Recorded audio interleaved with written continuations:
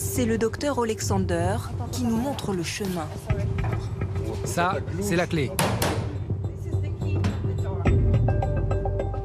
L'entrée du plus grand centre de cancérologie du pays se fait par le sous-sol.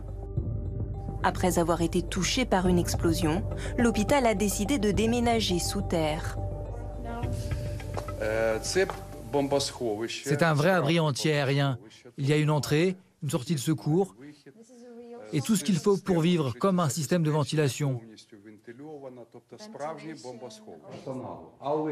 Le médecin a lui-même tout supervisé. On a dû tout descendre en à peine 2 jours, installer un groupe électrogène. Mais c'est uniquement grâce à ces sous-sols qu'on peut continuer à travailler à l'abri. Car depuis un mois, le personnel soignant s'est également installé dans cet abri. Avant la guerre, l'établissement traitait près de 40 000 malades du cancer par an. Mais avec la ligne de front à quelques kilomètres seulement, impossible pour ces patients souvent âgés de descendre rapidement en cas d'alerte. La nouvelle organisation permet de ne pas interrompre les traitements, les séances de chimiothérapie et de radiologie. Ils ont besoin d'être suivis par les médecins pour leurs soins post-opératoires. Il ne leur restait que quelques jours avant de pouvoir rentrer chez eux.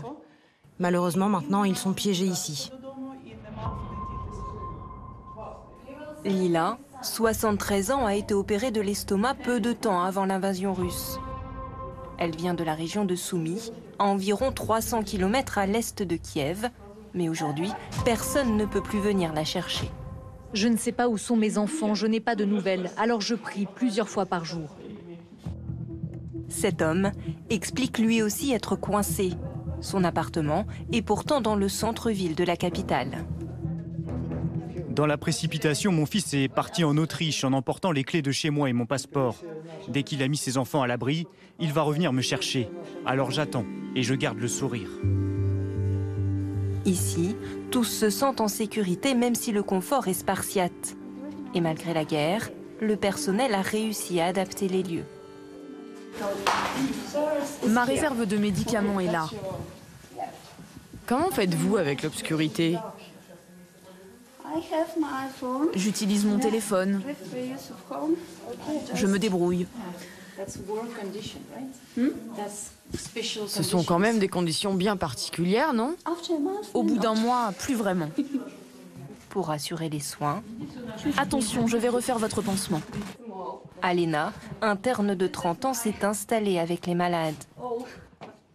Voici tous mes vêtements, c'est toute ma vie. Ça, c'est mon lit. Et ça, une couverture qui vient de chez moi. Les premiers jours ont été difficiles, j'étais nerveuse.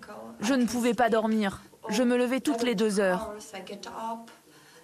Maintenant, c'est ma maison. C'est notre vie. C'est confortable. Et vous avez encore le sourire. Qu'est-ce que je peux faire d'autre? Pour l'instant, l'hôpital a encore assez de médicaments et de nourriture pour les patients et la dizaine d'employés qui vivent ici 24 heures sur 24. Mais pour combien de temps? Alors que les forces russes sont aux portes de Kiev, ce huis clos pourrait être amené à durer.